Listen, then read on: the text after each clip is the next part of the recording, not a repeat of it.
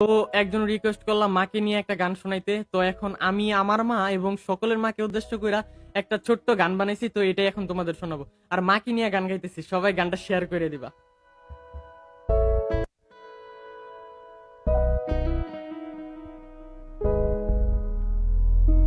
মা, তুমি ছেড়ে আমায় যেও না, তুমি জান্নাতের ঠিকানা। যারা মাকে কষ্ট দাও জান্নাত পাবে না। তুমি ছেড়ে আমায় যেও না, তুমি জান্নাতের ঠিকানা। যারা মাকে কষ্ট দাও জান্নাত পাবে না। ওগো মা, তুমি যদি